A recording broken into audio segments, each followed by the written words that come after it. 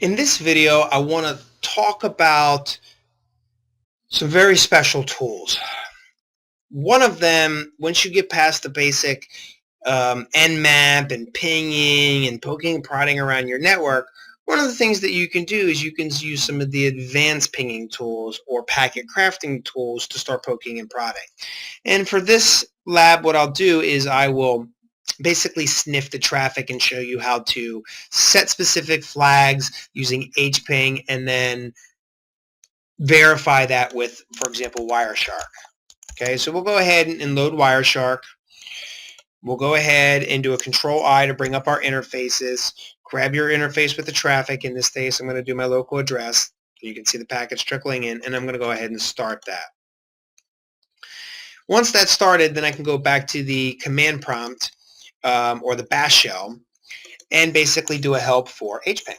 So let's look at it. hPing, hPing3, tac H is for your help. And this is a pretty powerful packet crafting and scanning tool. Some of the things that you can do in the beginning are basically right here at the top. You can just get a little overview of the tool. So you got help, you've got a version, you can set a particular interval, how fast you or slow you want it to work. So, send 10 packets per second or 100 packets per second. If you want to flood the host, more of a denial of service attack. If you want numeric output, if you just want your terminal to actually be quiet, you don't necessarily want the feedback sent to the terminal. Specify your interface, always your Ethernet or first interface or your routing interface as a default. And then verbose mode gives us really, really good detail. And you might not want to do the beep for every matching packet received, just because the beeps, in my opinion, get a little annoying. Next is the mode in which you want this tool to operate, and it's basically got 5 different modes. It's got your core 4, TCP and UDP, IP and ICMP, but it's also got a specific scanning mode. So if you want to look for particular ports against the target, you certainly can do that and use hPing as a scanner. So it's kind of like packet crafter meets reconnaissance tool meets scanner. The next section is IP. Okay, this is where if you really know your packet analysis, you can realistically go in there and manipulate all portions of the IP packet. Everything from time to lives, IDs, Windows IDs. If you want to set fragmentation or set more fragments or don't fragments or offset the fragments, sometimes useful in defeating intrusion detection systems. If you want to alter the maximum transmission unit, and again, if you're altering that, more than likely you're probably going to use that with the fragment option as well. That also works against intrusion detection systems. And then, of course, source routing, which may or may not work, probably will, because source routing has been disabled for some time. Then you can go into the ICMP portion of the packet, IP's cousin. I call it the little police cop. And then, because it basically reports back, and if you've ever watched the video Warriors from the Net, really, really old video, basically they illustrated ICMP as a little police cop. But specifically, ICMP has types and codes, and we're always interested in them. And you can look those up anywhere on the internet. But I can tell you the most popular types and codes basically are type 8, which is an echo request, type 0, which is an echo reply, and then, of course, a few other ones like 11 and 13 are definitely in 3rd and 4th place in there. And not to say that we couldn't have others. All right, but we can set gateway addresses, we can set aliases, we can set specific ICMP types, or basically do a help specifically for the ICMP. Then you can go on to layer 4 of the OSI model, your TCP and UDP. Don't forget, UDP realistically has nothing in the packet, and we'll be able to verify that here in just a second. And then TCP, which we can completely take apart that packet, and what we're specifically going to be focusing on today is basically manipulating the flags. Now, sometimes in a virtual environment, I do see that I get a different result with hPing3. But every time I get an error or something that I scratch my head on, I typically just revert back to hPing2, run the same command except with a 2 versus a 3, and magically in the virtual world, a lot of my problems go away. But in the new latest and greatest version of Kali, you actually might have to reinstall hPing2 because realistically there's no need for it if hPing3 works just fine. And then after the TCP and UDP options, you have common options which you can use for anything. For example, you can set data sizes, you can dump packets in hexadecimal later to the terminal if you want, or to a file. You can incorporate it with traceroute. You can do traceroute mode, ARS packet description. It's kind of a newer technique that people are still realistically learning the value of right now. But basically, that's the overview. So what we're going to do is clear the screen and basically start fresh. So let's do an hPing3, and let's go ahead and set our flags. So we'll send the SYN and the urgent flag, and we'll go ahead and use that against our target 192.168.92.131. And we'll go ahead and run, and you can see that these packets are going back left and right. So to make that interesting, we also have Wireshark open, but we're going to also look at Etherate as well, because I always want you guys to get the idea of realistically what's happening. So I'm going to try to do this again here and let you guys see this all at once. So let's go back here to our hPing3 scan and go ahead and let that run. And while that's running, I'll go ahead and switch back and forth. And it's basically just going one host to the other. And it's not really that interesting. Only by the color could you realistically see what this is. But it's lightweight traffic. It's ICMP. It's just going back and forth. Actually, ICMP and TCP. So there's not really much of anything interesting, but just between these two hosts there. But just wanted to point that out compared to some of the other labs that we did.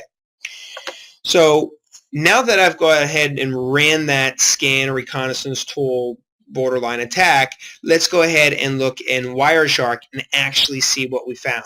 So I'm going to stop the scan, and I'm going to sort the fields. IP.dst is equal to space 192.168.92.131, which is our target.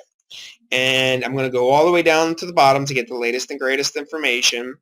Select that packet. And I'm going to take apart the TCP flags here. And what I can do here is I can actually verify that the SYN and the urgent flag actually were set in the packet as went back and forth between the source and the destination. Now that's pretty cool, because it's one thing to do something, it's another thing to tie it into actually seeing it, and then we change it from actually seeing it to sniffing the traffic and actually looking at it. So let's go ahead and kind of just zoom out just for 1 second here. Now in this sniffer, Wireshark, we've got all of the layer 2 information here, we've got all of the layer 3 information, and then all of the layer 4 information. Now, specifically, I want to kind of match what you would have saw in the hPing client in the help file to actually what's actually in the packet. So here's our header version, which is in this case IPv4, so it's always going to be 4. The header is always 20 bytes. You've got the differential services field. You've got the total length. I've got the flags. In this case, it's IP flags, so it's the basically the fragment and the don't fragment, which corresponds into hPing.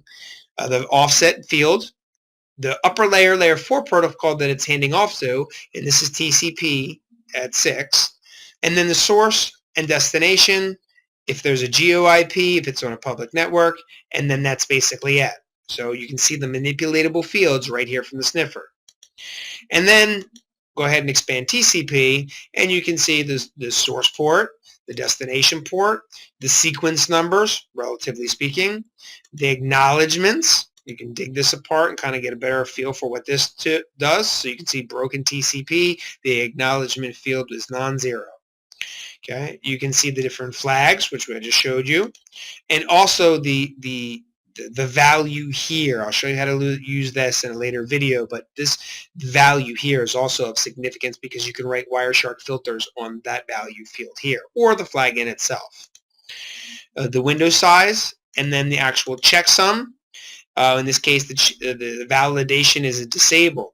Now, this is good, especially if you want to defeat certain intrusion detection systems. If you can turn these checksums off, or specifically turn them to true, then certain appliances that read traffic assume that they're valid and then will leave them alone because they've been unchanged, as opposed to something like false.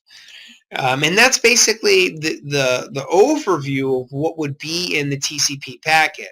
So what I like to do in this case, just to recap here, is I like to actually look at the actual hPing commands. In this case, we did an hPing with the SYN and the urgent bit set to a destination. I captured that from the client to the server, and I was able to analyze that using a packet sniffer and actually verify and validate what I set in the packet was actually in fact set. So I'm not making this up. This is exactly what goes across the wire. And I could literally do this per packet. If I wanted to, one of the tricks you can do is if you just leave this open down here and then select on your packets here and then zoom in on the actual flags or whatever part you want. If I scroll through this at the top now, I can see if there's any packets with this information changing. And I'm basically just scrolling through. And you can see that every time that I captured something in here, all of the SYN and the urgent bits were set. And so that proves that basically I captured the specific traffic that I was looking for. I also could have done the same thing with T-Shark, which is another command line terminal Wireshark version. I could have done the same thing with TCP dump, or actually several other sniffing tools, whether it be third-party, Kali, or command line. It really doesn't matter. All of it's verifiable depending on how much detail you realistically want to interrogate the packet. So there's many lessons to be learned here.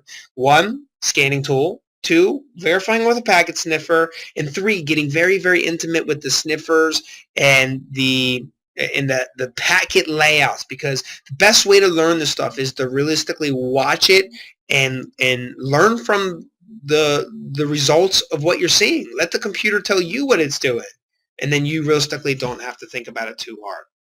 So practice, practice, practice. I'll catch you in the next video. My name is Leo Dreger. Thanks for watching, and don't forget to check us out on Facebook, LinkedIn, YouTube, and Twitter.